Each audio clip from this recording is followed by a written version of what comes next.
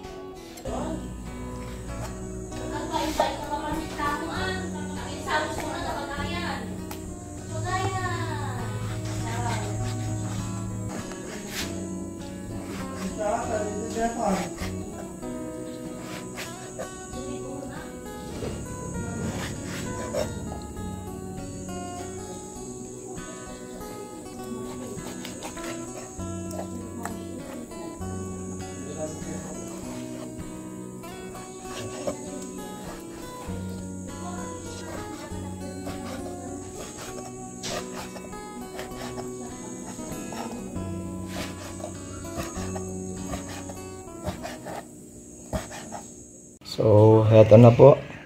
Tapos na po natin hiwain yung mga dapat na hiwain po. Bale, hinugasan ko na po lahat kanina to. Di ko na lang po pinakita kasi sayang naman yung oras natin po. Haluin na po natin yung atsuete na may tubig po para diretso luto na po mamaya. Medyo matingkad na po yung kulay. Okay na po to. Sa tingin ko okay na po to. Tara po at magluto na po tayo ng batcho-batcho. Painitin lang po natin saglit yung mantika. Pag mainit na po yung mantika, pwede na po natin ilagay yung karne ng baboy, yung taba po, yung taba ng baboy po.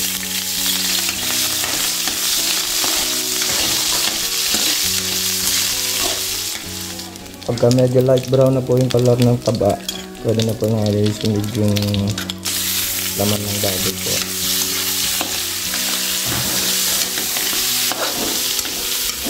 Parehas din po ang gagawin natin sa taba. Gigisa lang po natin ng kabilit. Pagka medyo naigisa na po yung laman ng karne, pwede na po natin isunod yung bawang. Tatabi lang po sa gilid. Okay, bilang po natin sa gilid yung karne ng saglit para igisa po yung bawang.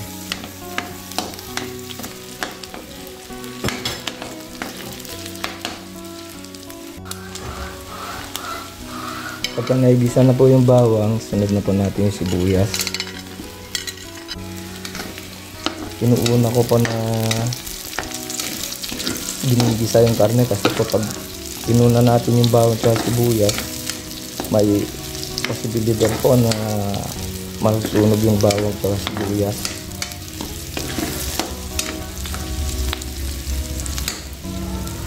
Gisa lang po natin ng saglit yung sibuyas.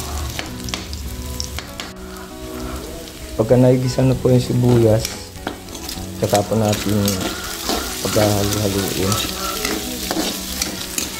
Tapos sunod na po natin ilagay yung atsuete po. Atsuete na hinalo sa tubig po.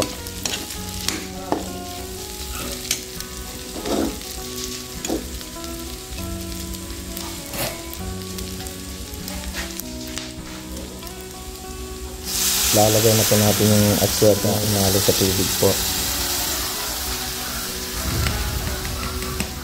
Tsaka yung pork cube po.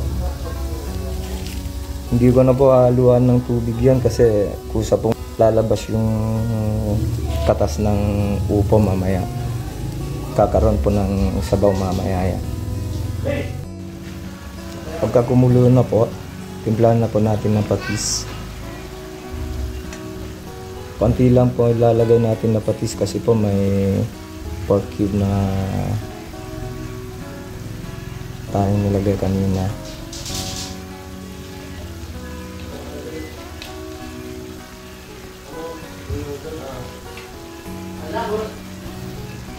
Pauluan lang po natin ang saglit. Tapos sunod na po natin ilagay yung upo. Okay, pwede na po natin ilagay yung upo. Ay, sarap na ito mga kabayan. Lutong Ilocos Sur. Batcho. Haluin po natin para ano po, magsama-sama po sila lahat dyan sa kawali.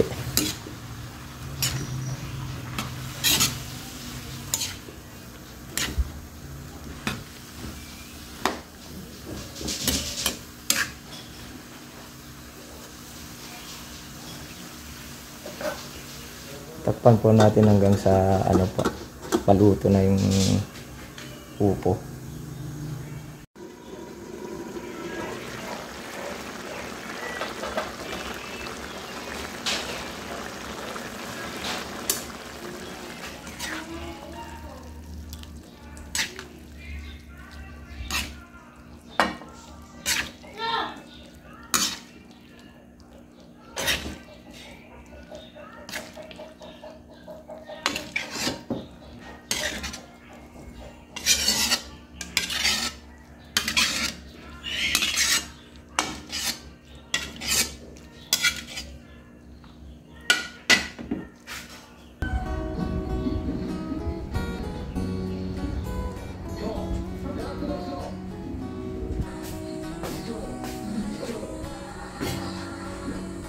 Ay, may ganyan yung mga anta.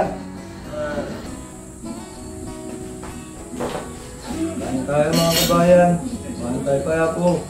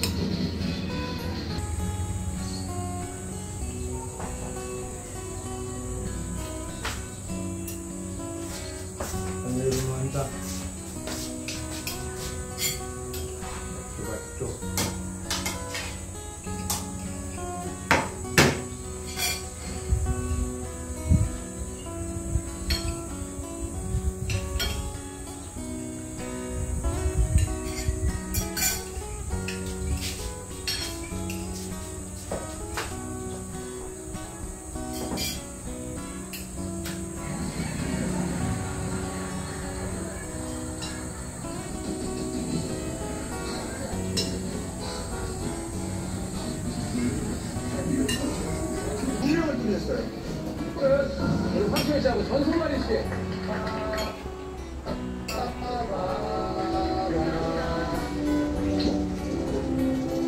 그리고 우리 그 국진영 강수 벌칙은요.